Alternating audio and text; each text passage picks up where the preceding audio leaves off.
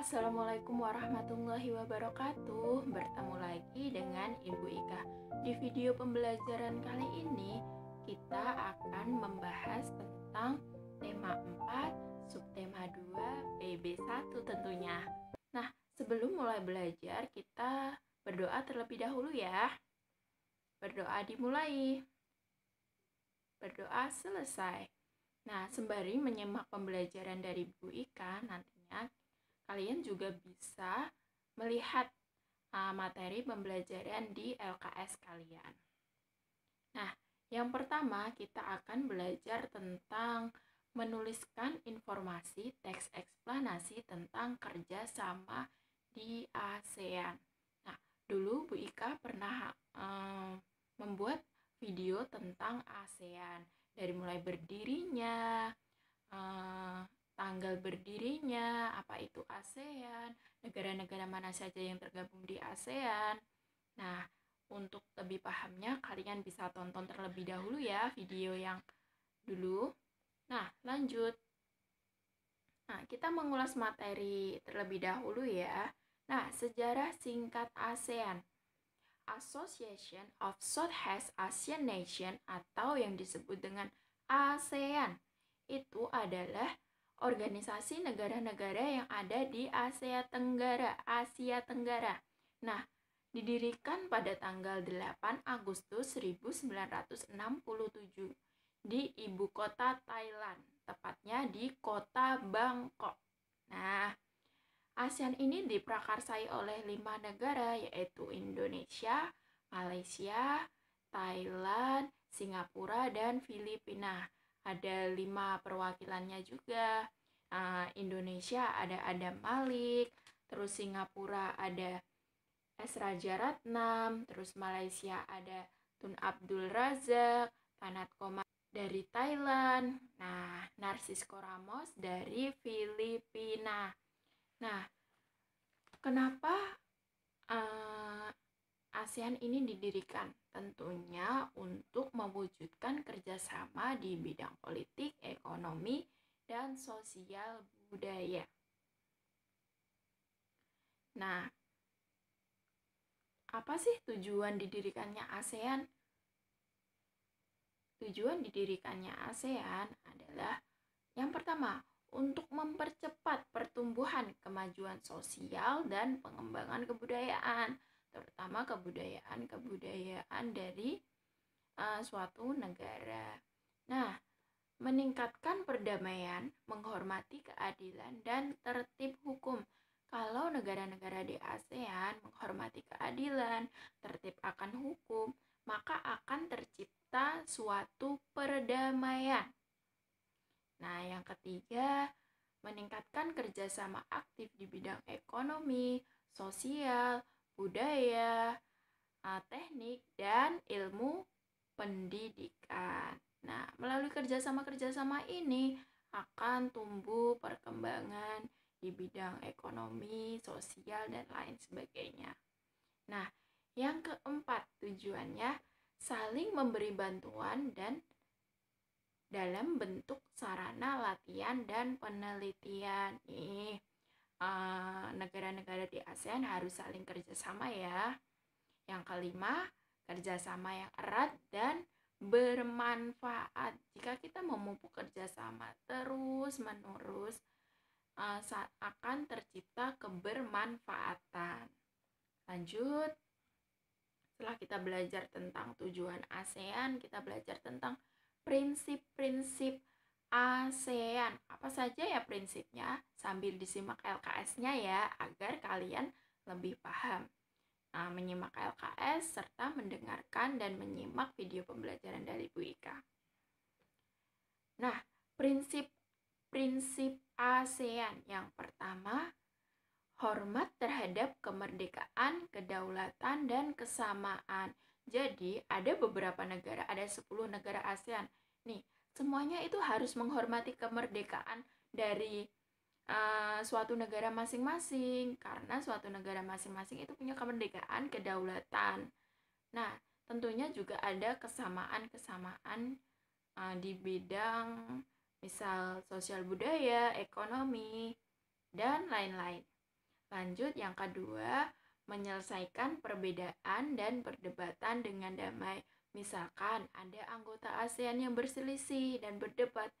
Nah, perdebatan dan perselisihan ini harus diselesaikan dengan damai.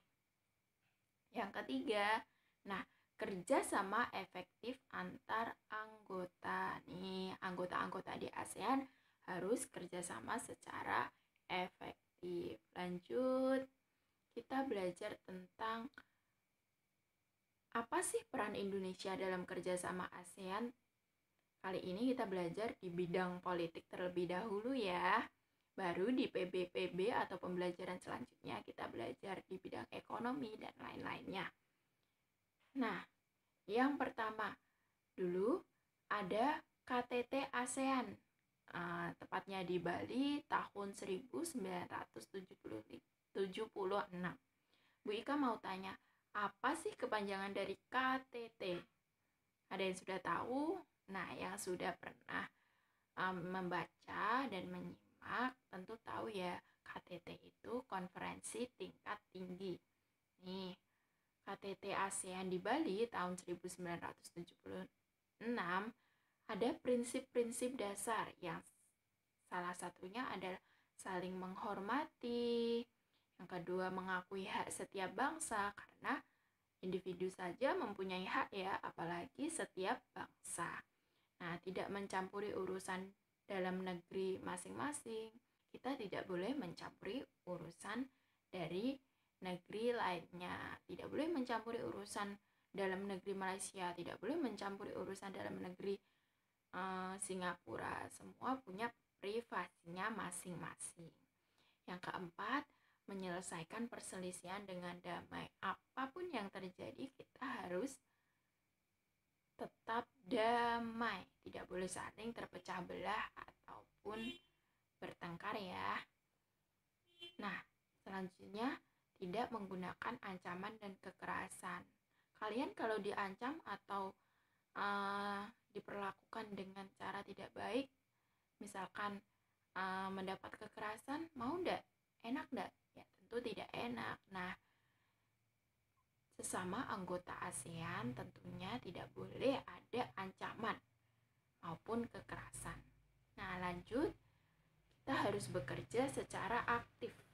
Nah, dari negara Indonesia aktif, dari negara Kamboja aktif, Vietnam aktif, maka akan tercipta kerjasama yang efektif.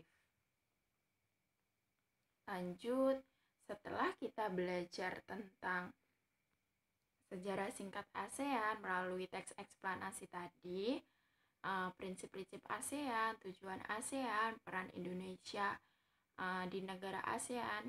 Nah, kali ini kita belajar tentang IPA. Bagaimana sih cara menggunakan energi listrik agar tetap hemat? Bu Ika mau tanya. Nah, di sisi kiri itu ada contoh perilaku pemborosan energi listrik.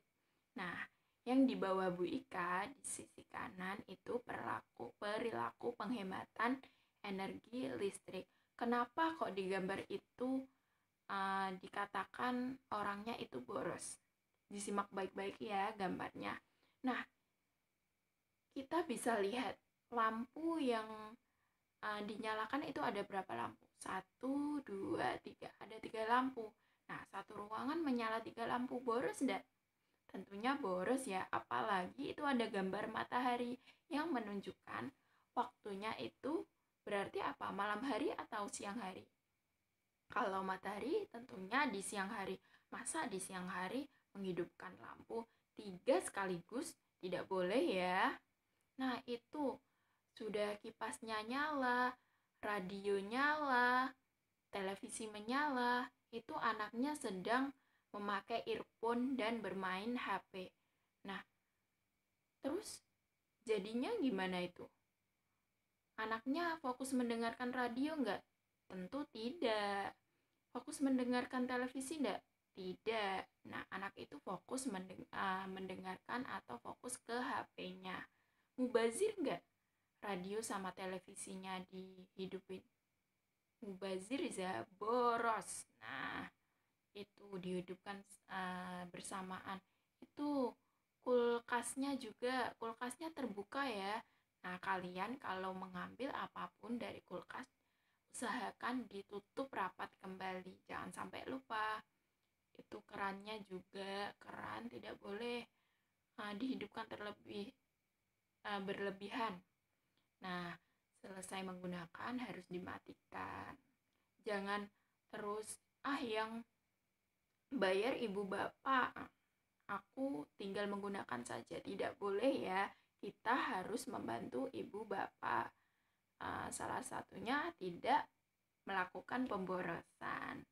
Nah, di gambar sisi kanan ada contoh perilaku penghematan energi listrik. Nah, itu dicabut stop kontaknya bila tidak diperlukan. Nah, TV, lampu, AC, setrika bila tidak diperlukan atau tidak digunakan bisa dimatikan. Nah, kita harus menghematnya. Lanjut, bagaimana sih cara-cara yang bisa kita lakukan untuk menghemat energi listrik di rumah kita? Nah, siapa yang suka boros? Menggunakan energi listrik bersamaan di waktu yang bersamaan. Semua dihidupkan semua. Jangan kayak gitu ya anak-anak. Nah, jangan asal yang bayar ibu bapak, kalian tinggal menggunakan fasilitas, kalian seenaknya sendiri. Itu namanya tidak bertanggung jawab. Yuk, yang pertama, cara kita untuk menghemat energi listrik. Memilih alat listrik yang berdaya rendah. Jika kalian berbelanja, misalkan berbelanja kulkas, berbelanja TV, berbelanja setrika, usahakan kalian memilih yang berdaya rendah. Kalau kalian berbelanja memilih apa? Yang berdaya rendah atau yang mahal? Usahakan ya memilih yang dayanya rendah. Yang kedua, menggunakan alat listrik hanya pada saat diperlukan. Nah, saat diperlukan baru kita gunakan. Jangan mubazir ya anak-anak. Yang ketiga, menggunakan lampu hemat energi untuk menerangi rumah. Nah, usahakan kalian memilih lampu yang hemat energi. Yang keempat, mengurangi pemakaian alat listrik yang kurang perlu. Pada saat di gambar tadi itu banyak alat listrik yang tidak diperlukan oleh si anak, tetapi anak itu gunakan atau hidupkan semuanya. Jangan ya, kita harus mengurangi pemakaian alat listrik apabila kita tidak memerlukannya. Lanjut, yang kelima, siapa yang suka boros menyetrika pakaian? Setiap hari, misalkan hari Senin, kalian menyetrika baju seragam di hari Senin. Lanjut, di hari Selasa, kalian baru menyetrika pakaian di hari Selasa. Di hari Rabunya, baru menyetrika pakaian di hari Rabu. Nah, itu salah satu tindakan pemborosan.